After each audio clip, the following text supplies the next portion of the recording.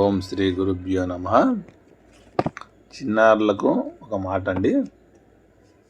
పిల్లలు, యోగి వేమన ఒక తత్వవేత్త, వేదాంతి, సంఘ సంస్కర్త. తమ నిజ జీవితంలో ఎన్నో సుఖాలు అనుభవించి ఎన్నో కష్టాలు పడి తన జీవిత సారణాన్నంతటిని పండితులకు, పామరులకు, పిల్లలకు అర్థమయ్యే రీతిలో అనేక వేల పద్యాలు వ్రాసినాడు. ఆ పద్యాలు అన్నీ మన హృదయంకు హత్తుకుపోయే రీతిలో వ్రాశాను. ఈ పద్యాలు తెలియని ఆంధ్రుడు ఎవరు ఉండడు అంటే అందులో అతిశయోక్తి లేదు. మీ చిన్న తరగతుల్లో చిన్న చిన్న పద్యాలు మీకు అందరికీ అర్థమయ్యే రీతిలో వేమన శతకమని, అంతేగాక అందులో కొన్ని ఏరి అర్థమయ్యే రీతిలో చిన్నపిల్లలు కంఠస్థం చేసుకున్నట్టుకు వీలుగా కొన్ని పుస్తకాల్లో ముద్రించిరి. మన సంఘంలో జరుగుతున్న అన్యాయములు, దైవభక్తి, పితృభక్తి, సంఘంలో మనిషి ఎలా ప్రవర్తించాలో, మంచితనం అంటే ఏమిటి మొదలగు విషయములతో పద్యములు వ్రాసెను.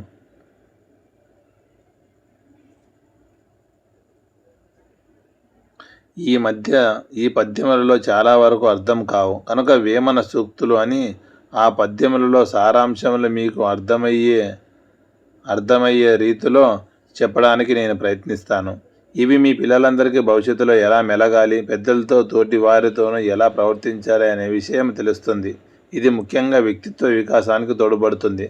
కాబట్టి ఈ వేమన సూక్తులు విని మంచి పౌరులుగా మెలగండి. యోగి వేమన సూక్తులు. వేదాంత తత్వం గురించి. వేమన పద్యములు చదివినచో మనస్సునకు ఆనందం కలుగుతుంది, జ్ఞానం కలుగుతుంది. వేమన చెప్పినటువంటి మాటలు వేదముల యందలి సారాంశమన్నమాట. బ్రహ్మానందం పొందాలంటే వేమన పద్యాలు చదవాలి. ధైర్యం కలుగుతుంది. ఏ పనినైనా ఇష్టపడి చేయాలి. విసుగు పనికిరాదు.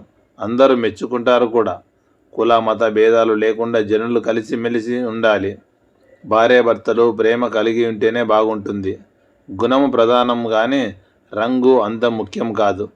మంచి గుణములు పెంచుకోవాలి కానీ చెడు తిరుగుళ్ళు తిరగకూడదు. ఎవరికైనా ఏదైనా పెడితే కానీ మనకు ఆ భగవంతుడు ఏమీ ఇవ్వడని గ్రహించవలను. అందరినీ ప్రేమాభిమానములతో చూడాలి కానీ ద్వేషించకూడదు. తగినటువంటి కోరికలు కలిగి ఉండాలి. అందరిని దానిని గూర్చి ఆశ చెందరాదు. తల్లిని పూజించవలను, భార్యను ప్రేమించవలను. వర్షములు కురియగానే పంటలు పండుతాయి. లేనిచో తిండి కష్టమే కదా. ఇల్లు వదిలి అడవిలోనికి చేరితే తత్వబోధ కలగదు. ఇంటి ఎందే ఈశ్వరుని చూడాలి. ఆలోచించగా తత్వబోధ పడుతుంది. పెరుగు చిలికినచో వెన్న వచ్చును. వెర్రివాడిగా ప్రవర్తించకుండా తెలివిగల వాడిగా ప్రవర్తించాలంటే ఎన్నెన్నో పుస్తకాలు చదవాలి. భాషలు, దేశములో ఎన్ని ఉన్ననూ మానవుల యొక్క స్వభావం ఒకే రీతిగా ఉంటుంది. చీమ కుడితే బాధ కలుగుతుంది. బాధ నుండి తత్వమును గ్రహించాలి. కోకిల కూతలు ఆనందాన్ని కలిగిస్తాయి. కాకి కూతలు ఏవగింపును కలిగిస్తాయి. కాకిల అరవకూడదన్నమాట. కాకిని చూస్తే అసహ్యం. మరి ఆ కాకి పెద్దలకు పెట్టెడి పిండమును తినగానే దానికి నమస్కరించదాం. మిరియపు గింజ చూడటానికి నల్లగా చిన్నదిగా ఉంటుంది. దాన్ని కొరికి చూస్తే కారం చుర్రుమంటుంది. ఉప్పు, కర్పూరం రంగులో తెల్లగానే ఉంటాయి. రుచి చూస్తే కానీ వాటి తేడా తెలియదు. సజ్జనులు అట్టివారి అన్నమాట.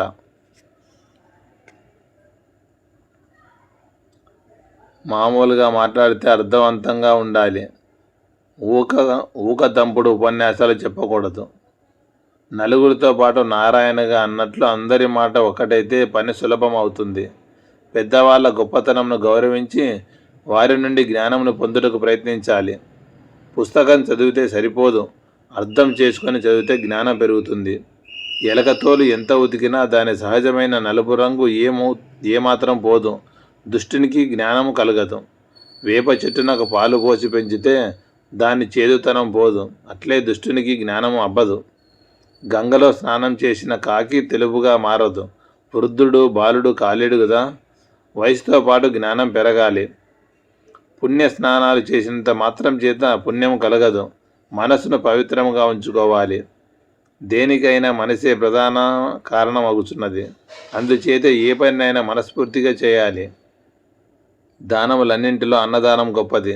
ఆకలి తీర్చును. తల్లిని మించిన దైవం లేదు కాబట్టి మాతృదేవతను పూజించవలెను. గురువు లేనిదే విద్యాభ్యాసం కుదరదు కదా. మానవులు మంచి కార్యములకు ధనమును ఖర్చు చేయాలి కానీ చెడు పనులకు డబ్బు ఖర్చు చేయరాదు. పుణ్య కార్యములు చేయవలెను. ప్రయత్నించి అభ్యాసం చేస్తే రాగము వినసొంపుగా ఉంటుంది. తినగ తినగ వేపాకు కూడా తీయగా ఉంటుంది. సాధించి ఏ పనినైనా చేయాలి. అందరూ తప్పులెన్నడి వారే గాని తమ తప్పులను గ్రహించకుండా ఎదుటివారిని తప్పు పట్టుట మంచిది కాదు. తప్పు సరిదిద్దుకొనుటయే ముఖ్యము. ఎవరి కర్మ వారు చేయాలి, ఎవరి ధర్మం వారు ఆచరించాలి. నేనే గొప్ప అనే అహంకారం పనికిరాదు.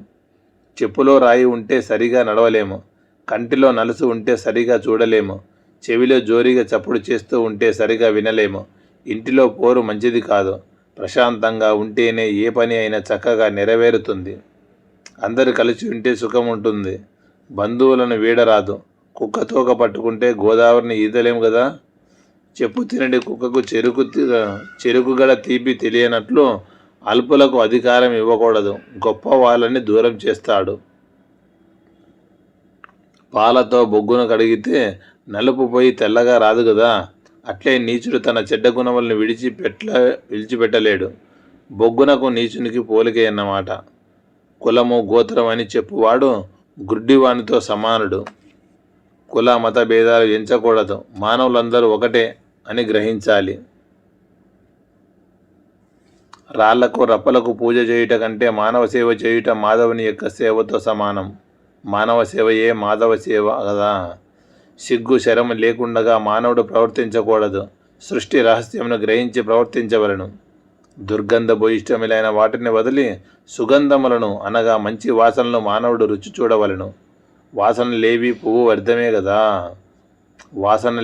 వ్యర్థమే కదా. ఇత్తడి బంగారం కాలేదు కదా. అజ్ఞాని జ్ఞాని కాలేడు. మనసు తెలుసుకొని ప్రవర్తించువాడే జ్ఞాని. కర్మల చేత మంచి చెడు రెండు కలుగుతాయి. మంచి చేస్తే మంచివాడు, చెడు చేస్తే దుష్టుడు అన్నమాట. జ్ఞానం తెలివితేటల వలన మానవుడు మంచివాడగును. ఏదైనా కృషి ఉంటేనే మనిషి ఋషి అవుతాడు. చక్కని గురువు ఉంటేనే విద్య చక్కగా అబ్బును. మన కంటికి కనబడినది ఏది శాశ్వతం కాదు. కంటికి కనబడున్నది అదృష్టం అన్నమాట. కంటికి కనబడున్నది అదృష్టం అన్నమాట. దైవమే శాశ్వతమని గమనించాలి. బలము లేకపోతే ఏమీ అనుకూలించవు. తగిన బలము లేనప్పుడు మౌనంగా ఉండటమే మంచిది. నిజము నిలకడ మీదుగా గాని తెలియదు. నీచుల దగ్గర నిజం పలుకరాదు. ఎదుటి వారిని గమనించి తగినట్లు మాటలాడాలి. నిజానిజాలు దేవుడెరుగును. నీరు పల్లమునకే చేరును. బిడ్డని జన్మ రహస్యము తల్లికే తెలియను. కుక్క విశ్వాసము గల జంతువు. మానవునికి ఆ మాత్రం విశ్వాసము నమ్మకము లేదు. ఇంటి రక్షణ కుక్కలను పెంచుతాం కదా. పంది ఎక్కువ మంది పిల్లలను పెడితే ఫలమేమి ఉండును? ఏనుగు ఒక్క పిల్లనే పెట్టును. ఉత్తముడు ఒక్కడైనను చాలు గాని దుష్టులు అనేక మంది అనవసరం కదా. గాడిద ఎక్కువగా బరువులను మోయినట్లు అటో ఇటో తిరుగునట్లు తీర్థయాత్రలు చేయడం వల్ల పుణ్యం రాదు. మనసులోని తత్వంను తెలిసిన వాడే పుణ్యాత్ముడన్నమాట. ఆత్మశుద్ధితో ఆచారంను పాటించవలను. శుద్ధి చేసిన పాత్రలో వండిన వంటకము మిక్కిలి రుచిగా ఉండును. మనసు పెట్టని పూజలు ఎన్ని చేసినా వ్యర్థమే యగును. దేనికైనా చిత్తశుద్ధి ముఖ్యం అని గ్రహించవలను. ధనవంతుడు విరివిగా దానాలు చేయాలి కానీ లోబిగా ఉండకూడదు. బీదవాడు ఏమి దానం చేయగలడు? కుక్కతోక వంకరను ఎవరు సరిచేయలేరు కదా. దుష్టునికి ఎంత చెప్పినను ఒకటే గాని మారడు. కుక్కతోక వంటి వాడు దుష్టుడు. ఉత్తముడైన మానవుని గుణములు. ఎన్ని చదువులు చదివినను ఓర్పు లేనిచో ఆ చదువు రాణించదు. పరస్త్రీలను సోదరిగా చూచు ఇతరుల యొక్క ధనమునకు ఆశపడకుండా అందరితో స్నేహముగా ప్రవర్తించువాడు శాంత గుణముతో జీవించేటివాడు ఉత్తమ మానవునిగా చెప్పబడును. స్త్రీమూర్తిని మాతృదేవతగా, పరుల యొక్క ధనమును మట్టిగా, అందరి వలె తన వలె చూచువాడు అన్ని ధర్మములు తెలిసినవాడని చెప్పవలను. ప్రకృతిలో కనబడేది ప్రతి వస్తువు మాయచేత కల్పించబడినదే ఎన్నది గ్రహించాలి. నిత్యమైనది సత్యమైనది ఒక్క బ్రహ్మ పదార్థమే అని తెలియవలను. ఏ పక్షపాతం లేకుండా అందరినీ సమాన దృష్టితో చూచేవాడు ఉత్తముడైన యోగపురుషుడని పిలువబడతాడు. మూడుల మనస్తత్వము. ఏ విషయమైనా తెలియకపోయినచో ఎదుటి వారిని అడిగి తెలుసుకొనవచ్చును. ఏ పుస్తకమునైనా అర్థం చేసుకొని చదవాలి. అర్థం తెలి అర్థం తెలుసుకొని చదువు వ్యర్థం. తామర పువ్వు మీద కుప్ప కప్ప కూర్చున్న మాత్రం చేత ఆ పుష్పం యొక్క విలువ కప్పకు తెలియదు కదా. పుస్తకం దొరికింది కదా అని గడగడ చదివినా ఫలితం ఏమీ ఉండదు. అందులోని భావములను గ్రహించుచు చదవవలెను. అప్పుడే చదివిన వారికి ఆనందం కలుగుతుంది. అల్పులు ఆడంబరముగా మాట్లాడుతురు, అసలు విషయం మాత్రం చెప్పలేరు. ఎదుటివాని తప్పులు వెతుకుదురు. దొంగలించి తినడి కుక్కకు ఇతరులను రక్షించలేదు కదా. ఏ ప్రయోజనం లేకుండా ఏ పని ఉండదు. దేనికైనా గురువు ద్వారా అభ్యసిస్తేనే బాగా వంటబడుతుంది. పరమార్థం తెలుసుకుంటూ దేనినైనా చేయవలెను. వేదములు 4 చదివి ఆత్మవిమర్శ చేసుకుంటూ మంచిని అందరికీ పంచాలి. పరబ్రహ్మం యొక్క దైవము యొక్క స్వరూపాన్ని వివరించాలి కానీ ధనం సంపాదించడానికి కాదని తెలియాలి. చేతగాని పనులను చేయరాదు. జ్ఞానముగా ధర్మముగా చేసేటి పనులే మిక్కిలి రాణిస్తాయి. దొంగ సన్యాసులను భావాలను నమ్మరాదు. వేశ్యము చూసి మోసపోకూడదు. సోమరిపోతులకు అండగా ఉండకూడదు. కష్టపడి ఫలితం పొందాలి. భగవంతుడు మనకు ఇచ్చిన జ్ఞానేంద్రియముల ద్వారా కర్మేంద్రియముల ద్వారా మంచి పనులు చేయాలి. మాయ చేసి జీవించరాదు, అది నిలబడదు. ఎవరైతే మంచి చెడులు గూర్చి ప్రజలకు వివరించి చెబుతారో వారే గొప్ప యోగీశ్వరులన్నమాట. మనసు నిలిపి పరమాత్మని సేవించినతో తప్పక మోక్షం కలుగును. అంతేకాని ఆకార వికారముల చేత కాదు అని గ్రహించాలి. నిర్మలమైన మనసే మోక్షమునకు మార్గం. ముక్తికి దారి మనసే. కష్టములు కలిగితేనే దేవుని తలచెదము. సుఖము కలిగినప్పుడు దేవుడు గుర్తుకురాడు. కర్మను బట్టి ఫలితం ఉండును. తీర్థయాత్రలు చేసినంత మాత్రం చేత భక్తి రాదు. తల్లిదండ్రులను గురువులను పూజించిన వాడే భక్తి కలవాడగును. దేవునికి తల నీరాలిచ్చుట వలన ఫలితం ఏమి ఉండును? మంత్రజలము కంటే మంగలి చిప్పలోనే ఉన్నట్టి జలము మిక్కిలి గొప్పదని గ్రహించాలి. కడుపులో కల్మషములు పెట్టుకొని గంగలో మునిగితే ఫలితం ఏమీ ఉండదు. మనసు స్వచ్ఛముగా ఉండాలి. కాశీ నుండి గంగా నీరు తెస్తారు. దాహం వేసిన దాన్ని తాగరు. మరణించిన తర్వాత ముక్తి కలుగునని భ్రమపడుదురు. కాశీలో మరణించుట గొప్పయని తలచి ప్రయాణం చేస్తారు. మధ్యలోనే మరణించితే మనసు మాత్రమే కాశీ చేరుతుంది, శరీరం కాదు కదా. హిందువులకు కాశీ పరమపుణ్యధామం. తనలోనే దైవమును గానక జనులు కాశీ ప్రయాణం చేయుదురు.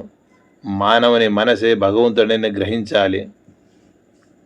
ఏరు దాటే వరకే తెప్ప ముఖ్యము. దాటిన తర్వాత దానిని గుర్చి పట్టించుకోరు. అట్లే మోక్షము కోరువాడు శరీరం కష్టపడుతుందని పట్టించుకోడు. మోక్ష సాధనకు శరీరం ఒక పనిముట్టు వంటిదని గమనించవలను. యజ్ఞములు యాగములు చిత్తశుద్ధితో చేయకపోతే అవి ఫలించవు. మనసు పెట్టి ఏ పనినైనా చేయాలి. ఆకలికి అన్నం తినాలి. లేనిచో కడుపులోని మాలిన్యము జఠరాగ్నికి ఆహుతి యగును. భోజనం మాని పూజలు చేయుట తెలివి తక్కువదనం. ఎదుటి వారిని పాడు చేయాలని చూస్తే అంతకు మించి మనమే చెడిపోవును. చెరపకురా చెడేవు అంటే ఇదే కదా. మంచి శకునములని మానవులు తలచెదరు, చెడు శకునములని భయపడుదురు. మేలు కీడు అనేవి తాను చేసేటి పనుల వలనే కలుగునని గ్రహించాలి. పెద్దల పేరు చెప్పి పిండములు పెట్టి వాటిని కాకికి అర్పింతురు. వ్యర్థ పదార్థములను తినడి కాకి తండ్రి రూపం కాలేదు కదా. జ్ఞాన గుణములు. నాణ్యమైన వస్తువు ఒకటి ఉన్నా చాలును. జాతి నీలము శ్రేష్టము, తట్టెడు రాళ్ళు వ్యర్థము. చాటుపద్యము అప్పటికప్పుడు చెప్పేటిదనమాట. మంచి కవితా శైలికి నిదర్శనం. సమయమునకు తగినట్లు పద్యము చెప్పుటయే గొప్పతనం. చదువులేని వాడు అజ్ఞాని. చక్కని చదువును అభ్యసించాలి. లోకజ్ఞానం కలిగించేదేని నిజమైన చదువు.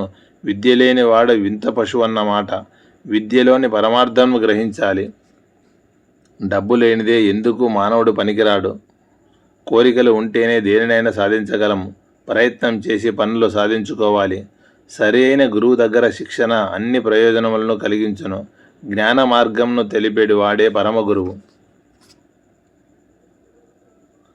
వావి వరుసలు గమనించుచు మానవుడు ప్రవర్తిస్తే మంచివాడని పెంచుకొనును.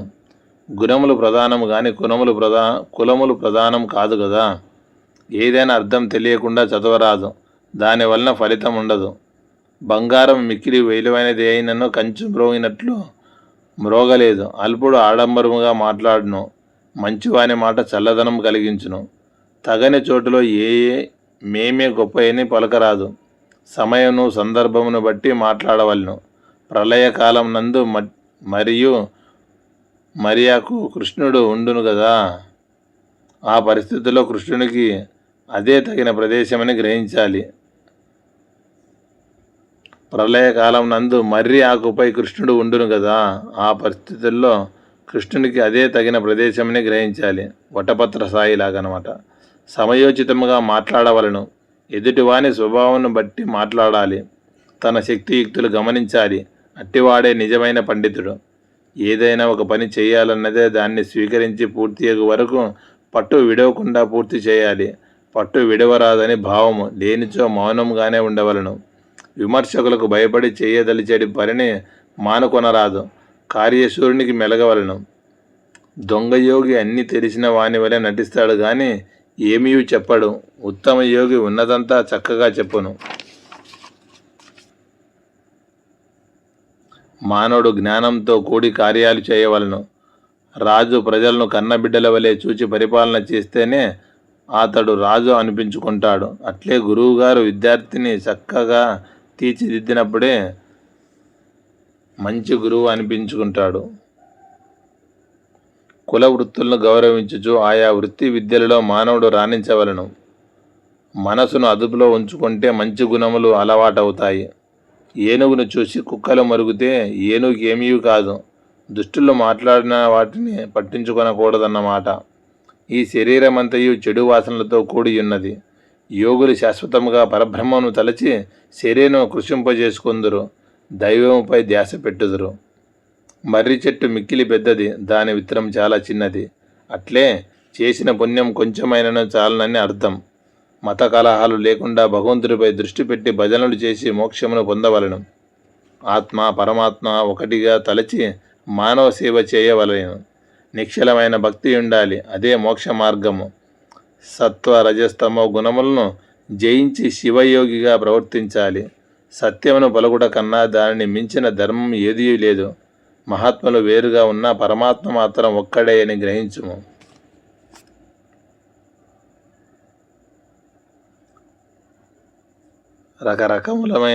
రకరకములమైన కుండలు ఉన్నను మట్టి ఒకటే కదా. ఒక బంగారమే అనేకమైన ఆభరణములుగా మారుతున్నది. శరీరాలు వేరైన పరమాత్మ ఒక్కటే అని తెలుసుకోను. దేవుడంటూ వేరే ఎవరు ఏ లోకంలోనూ లేరు. పరమాత్మ ప్రతి జీవి యందు ఉన్నాడు. అజ్ఞానమే చెడ్డది కానీ కులము ప్రధానం కాదు. బోయవాని కులములో పుట్టిన వాల్మీకి రామాయణ మహాకావ్యమును వ్రాశాను కదా. జ్ఞానమే నిజమైన కులము. భార్య, బిడ్డ, బంధువులు, స్నేహితులు, సేవకులు ఏ ఒక్కరూ మనిషి పోయిన తర్వాత వానితో వెళ్ళరు. మంచి చెడు ఈ రెండే జీవుని వెంట వెళ్ళును. ఆత్మదృష్టి ఆత్మవిమర్శ లేనివాడే మాలవాడు కానీ కులములో పుట్టినంత మాత్రం చేత మాలవాడు కాదు. అంతా శూన్యం నుండే పుట్టినది. తిరిగి చివరకు మిగిలేది శూన్యమే. శూన్యమే బ్రహ్మస్వరూపమని గ్రహించవలను. ప్రతి మనిషి తనకున్న జ్ఞానంతో పెద్దల మాట ప్రకారం ఆత్మజ్ఞానం కలిగి ఉండాలి. ఏమీ ఇవ్వని రాజును, సుఖశాంతులు లేనట్టి ఊరును, గుణము చెడిన భార్యను వదిలివేయాలి. గుడ్డుటావును పితికితే పాలు ఇవ్వదు సరికదా, మూతి పళ్ళు రాలగొడుతుంది. అట్లే మూర్ఖుడైన రాజును సేవించడం వలన లాభమేమీ ఉండదు. సాధన చేసి మానవుడు అనుభవం ద్వారా ఆత్మజ్ఞానం కలిగి ఉండాలి. అనుభవమే అన్నిటికీ ముఖ్యం. జ్ఞానమునకు చిన్న పెద్ద అని తేడా ఉండదు. మాట్లాడునప్పటి నుండి జ్ఞానమును సంపాదించట ప్రయత్నించాలి. కాలు చెయ్యి ఆడుతున్నప్పుడే మానవుడు మోక్షము గురించి ఆలోచన చేయాలి. వయసు మీరిన తర్వాత కాదు. ఎంతటి వారలైనా కాంతదాసులే కదా. బ్రతుకు శాశ్వతం కాదు. పుట్టిన ప్రతి జీవికి మరణం తప్పదని గ్రహించాలి. సంసార లక్షణములు. భార్యాభర్తలో అన్యోన్యముగా ఆప్యాయతతో ఉండాలి. అర్ధాంగి అంటే భర్త శరీరం నందు సగభాగమని అర్థం. కాబట్టి సతీపతులు ప్రేమతో మెలగాలి. భార్య గుణవతి, కుమారులు బుద్ధిమంతులైతే స్వర్గం సంసారమే అని గ్రహించుము. భార్యాభర్తలు ఇద్దరు సమానమైన గౌరవము ఆదరములు కలవారిగా ఉండాలి. రౌతు కొద్ది గుర్రము, భర్తను బట్టియే భార్య ఉంటుంది. దేనినైనా మొక్క దశలోనే వంచాలి, మానైన తర్వాత వంగదు. మొక్కై వంగనిది మానై వంగునని. సిద్ధులకు శివుని మీద, భార్యకు భర్త మీద, భర్తకు భార్య మీద ప్రేమ ఉండును. పాడగా పాడగా రాగము, అన్యోన్యముగా ఉంటే ప్రేమ, తింటూ తింటూ ఉంటే చేదు కూడా తీయగానే ఉంటుంది. భార్యను గౌరవించిన వాడు పరాయి స్త్రీలను తల్లిగాను తలచెడివాడు ఉత్తముడు. సతికి పతియే దైవము, పతియే ప్రత్యక్ష దైవంగా తలచి గౌరవించాలి. ఏ దేవుడు అక్కర్లేదు. భార్యాభర్తలు ఒకరి మాటలను మరి ఒకరు గౌరవించుకోవాలి. ప్రతి విషయానికి భర్త భార్యపై ఆధారపడరాదు. భర్తను అనుసరించి భార్య ప్రవర్తించవలేను. స్త్రీ హృదయం గ్రహించుట మిక్కిలి కష్టము. మనసు విరిగిపోవునట్లు మాటలాడరాదు. ఇనుము విరిగితే కాచి అతకవచ్చును, కానీ మరి మనసును అతకలేం కదా. ఇంటికి దీపం ఇల్లాలి అని గ్రహించుము. కులపత్ని భర్తకు అన్ని విధాలా సహకరించునే ఇండును. మంచి చెడు తెలుసుకొని ప్రవర్తించేదే గొప్ప మనసు గల ఇల్లాలు అవుతుంది. పెట్టి దెబ్బకూడదు, భర్తను తిట్టకూడదు. కష్టసుఖాలలో భార్య భర్తకు చేదోడు వాదోడుగా ఉండాలి. ఆడదాని మాటలు పంచదార కన్నా, పనస తొనసల కన్నా చాలా తీయగా ఉంటాయి. స్త్రీ అబద్ధం ఆడితే గోడ కట్టినట్లు ఉంటుంది. మగవాడి అబద్ధం దాగదు. పతియే వ్రతముగా గలది పతివ్రత యగును. అన్ని విధాలా భర్తకు తగినట్లుగా ప్రవర్తిస్తుంది. ఆశ ఆత్మవంచన. నీళ్ళలోని చేప ఎరకు గురి అయినట్లు ఆశతో మానవుడు చిక్కిపోతాడు. మిడత మంటను చూసి భ్రమపడి అందులో దూకి చనిపోవును. చేప కూడా ఎరకు చిక్కి చనిపోవును. బంధాలతో మానవుడు చిక్కి శల్యమైపోతాడు. కామము, మోహము. ప్రతి మానవునికి డబ్బు మీద, కాంత మీద వ్యామోహం ఎక్కువగా ఉండును. డబ్బు కొరకు ఎంత పనైనా చేస్తారు. మంచి చెడు చూడరు. ప్రేమ కలిగి ఉన్నప్పుడు అయిష్టం కూడా ఇష్టంగా మారుతుంది. ప్రేమ లేనిచో ఇష్టమైనది అయిష్టంగా కనిపించును. యవ్వనం ఎవరికి స్థిరముగా ఉండదు. తరువాత ముసలితనం వచ్చి కాళ్ళు చేతులు లాగుచుండును. ఎంత చదువు చదివినను, ఎన్ని విషయాలు తెలిసినను స్త్రీల యొక్క స్నేహం వలన అన్నీ మంటగలిసిపోవును. రాజులకు జైత్రయాత్రల మీద, మునీశ్వరులకు పరబ్రహ్మం పైన, నీచులకు స్త్రీలపైన ఆశ ఉండును. స్త్రీల యొక్క అందమును చూసి మోహావేశం చెందరాదు. వారి మనసులోని అందమును గమనించవలను. స్త్రీ బుద్ధి ప్రళయంకరి అని గ్రహించాలి. ఆడది చెప్పిన దానికి గంగిరెద్దులా తల ఊపకూడదు. బాగా ఆలోచించి పనిచేయాలి. అందమైన వారిని చూచినతో ఆశ కలుగును. అలాగని ప్రతిదానిపైన ఆశపడరాదు. జీవహింస పనికిరాదు. తద్వారా ఆనందం అనుభవించువారు మూర్ఖులు. క్షుద్ర దేవతలను పూజించినతో బెడిసి కొట్టి తన ప్రాణములకు కూడా మానవుడు నష్టం కలుగజేసుకొనుచున్నాడు. ఆకలేస్తే అన్నం పెట్టి మంచివాడనిపించుకోవాలను. సుఖముల కొరకు ధనమును ఖర్చు చేయకూడదు. ఎంతటి ముసలివాడికైనా స్త్రీలపై కోరిక పోదు. మోహంను వీడిన వాడు గొప్పవాడగును. అందమైన వారిని చూచినప్పుడు ఎవని మనసు చెలించదో వాడే ఉత్తముడు. అభ్యుదయ లక్షణములు. కట్నములు కానుకలు తీసుకొని పెళ్లి చేసుకుంటే మంచి పద్ధతి కాదు. స్నేహంనకు, కలహంనకు, వియ్యమునకు సమానమైన ఉజ్జి ఉండాలి. స్థాయికి తగినట్లుగా ప్రవర్తించవలెను. పూర్వజన్మ కర్మఫలం వలన అదృష్టం కలుగును, కష్టసుఖములు కలుగును. తలరాతను బట్టి మానవుని జీవితముండును. కూర్చొని తింటే కొండలైనా తరిగిపోతాయి. కాబట్టి డబ్బుంది కదా అని కన్యను కోటీశ్వరునికి ఇచ్చి పెళ్లి చేయరాదు. ఏ పనికైనా మంచి చెడు చూస్తారు. అయినా కొన్ని పనులు పూర్తి కావు. కర్మను బట్టి ఫలితాలు ఉంటాయి. శకునములను నమ్మరాదు. అన్నీ చూసి, ముహూర్త బలం చూసి, మంత్రోచ్చారణలతో పిల్లనిచ్చి పెళ్లి చేస్తే కొంతకాలానికి భర్త చనిపోయి ఆమె విధవరాలవుతుంది. ఏమిటి విచిత్రం! తల్లి శూద్రజాతిదైతే పుట్టిన వాడెట్లు బ్రాహ్మణుడవును? అగ్రకుల స్త్రీలు శూద్రులే అని అర్థం. ఒడుగు చేసి జందెం వేస్తారు. మరి జీవితంలో జందెం ఎందుకు? మంచి మనసు కలిగి ఇండుటియే బ్రహ్మణత్వం అని గ్రహించవలేను. సోహం అండి. ఇంకా కొన్ని ఉన్నాయి, అవి మళ్ళీ వచ్చే వీడియోలో చూద్దాము. సోహం.